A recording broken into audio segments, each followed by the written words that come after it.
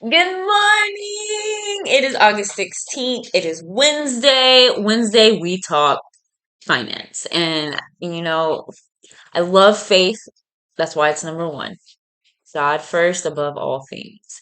Family, right there with God, right under God. We have to take care of our families. It is up to us and our responsibility to do that. Um, Finance, I love it. Numbers don't lie, guys, and they're my best friends. I want to talk to you guys a little bit about some terminology. Like, I was thinking, okay, Finance Wednesday, what am I going to go over today? I know I did a video on auto financing before, and so I hope that was helpful to somebody out there. And so I really wanted to go over compound interest and maybe some of these accounts that we are helping families with that earn compound interest. But I was like, you know what? Before I dive into all that, let's kind of just go over some terminology, right? There's a lot of words used out there, and I hear people say things sometimes, but I don't think that they all the time know exactly what it means. So the first word I want, and some of this pertains to business finance if you own a business, but you can always equate that to, I mean, to me, running a household is running a business, right? You got money coming in, you got money going out. You need to be on top of that and know. So the first word I kind of wanted to go over with you guys is assets. So, I hear this word used a lot, but not always properly. So assets are items you own that can provide future benefit to your business or to your household, such as cash, inventory, real estate, maybe office equipment, accounts receivables, which are payments due to a company by its customers. So, if you run in a business and we sell cars, and so they have monthly payments. And so we can, kind of look ahead in the future and see like, hey, this much money should be coming in based on these accounts that we have. Same thing if you're running a home, maybe you lend people money, or maybe you, are renting out a house or something like that. That's future payments coming into your household. And so there are different types of assets, right? So we got all kinds of things. Current assets, which can be converted to cash within a year. We have fixed assets, which can immediately be turned into cash. That sounded like I said can. It can't be immediately turned into cash, but are tangible items that a company owns and uses to generate long-term income. And so another important thing to go along with that is asset allocation, right? So asset allocation refers to how you choose to spread your money across different investment types, also known as asset classes. So we have bonds, stocks, we have cash and cash equivalents. So this refers to any asset in the form of cash, which can be converted to cash easily in the event it's necessary. So, I hear a lot of people talk about assets sometimes, and I am in the automotive industry. Shout out Brothers Motors. If you need a car, we do ship all over the United States. We finance as well as make cash offers on vehicles. So check out the website brothers-motors.com, brothers hyphen motors, brothers minus sign motors.com, and take a look at our inventory. You can click apply online to apply for your financing. And then we will work on your application and find you financing if you need that. But anyway, so vehicles, right? So a lot of times people are so excited when they're buying a car, and they're like, oh, I'm getting a great deal on this car. Like, I'll be able to sell it later, blah, blah, blah. And yeah, that's true. Like in some instances, if you're buying like a Bugatti and you're barely gonna drive it, yeah, that is an asset. Like you could sell that later for a buku buck. Or if you're buying a classic car of some sort that has very high value and you're just gonna park it, you're not gonna drive it too much. Yes, in those cases. If you're buying a 2015 Chevy Equinox, that thing's already depreciated. Not a whole lot of value in the future there. You're not going to get, a big return on your investment on in that sort of situation. So, just be wary of the different types of assets and what really is an asset and what is not.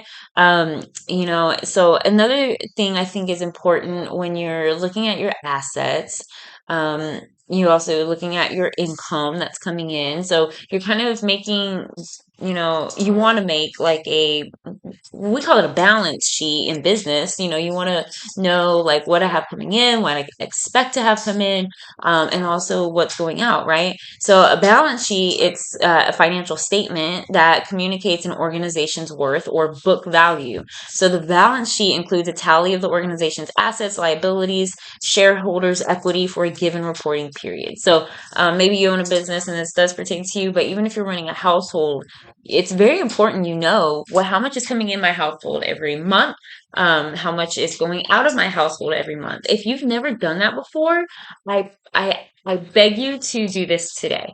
Just look at your income, tally up everything. And I always like to use bank statements. Like if you're getting direct deposit and all your income is going through your bank account, look at that bank statement. Look over the last 3 to 6 months. When I'm sitting down with a client, I like them to send me 3 to 6 months worth of their bank statements because that gives me a really good idea of not only the income that they have coming in, but their spending habits too. Because sometimes we're like, oh, we're making all this money. My bills are only this. I have this much left over. All right, well, what are you doing with that much left over? Are you saving? Are you reinvesting it? What are you doing with it? Or are you just spending it all on fast food and I don't know, whatever your thing is, right? So, keeping up with this is very important, especially if you're trying to obtain wealth in your future, because you can't get there by just doing the same thing if it's not compounding, right? And so that's sort of the next thing I wanted to talk about is compound interest, right? So this refers to interest on interest. So um, we have accounts, personal accounts actually, that are earning compound interest for clients. And so I really wanted to go over that with you guys today. But before we do all that, I just want you to have these basic fundamentals down and understand these things. So rather, when you're investing or saving, compound interest is earned on the amount you deposited, plus any interest you've accumulated over time. So while it can grow your savings, it can also increase your debt.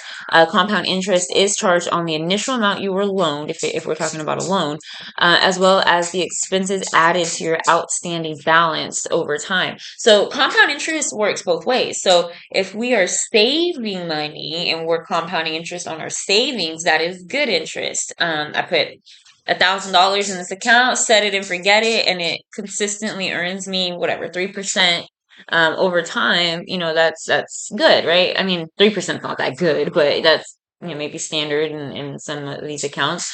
But I mean, really 7 to 9% is what we're seeing with our clients, and that's huge, right? But reverse is also true. So if you've got a credit card, and you're just making that minimum monthly payment on it, it's compounding interest your balance. And so it's like you're just digging yourself a hole, and people get buried in debt that way.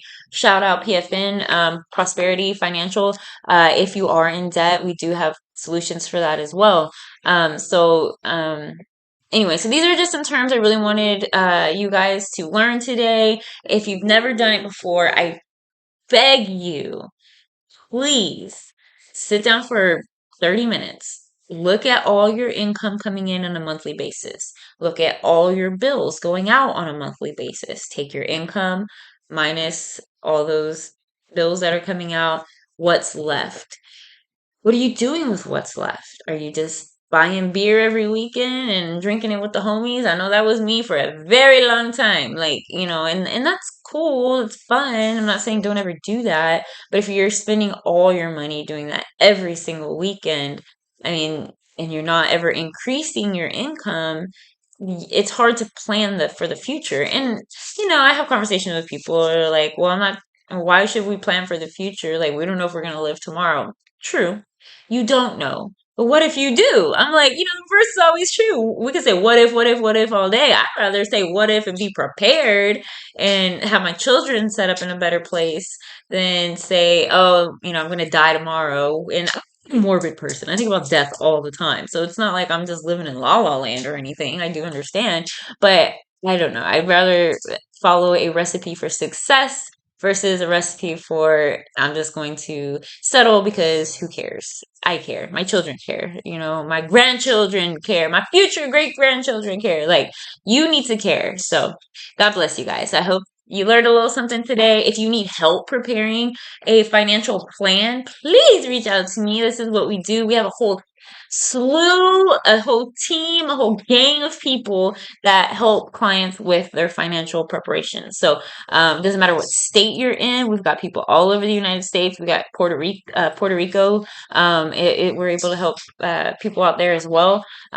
So yes, look at your income, look at your expenditures, and message me. Let me know what you learned about it. And on next Wednesday, I'll teach you guys what to do with some of that extra income that you have. Okay. God bless you guys. Enjoy your Wednesday. Take care of your babies. Love y'all.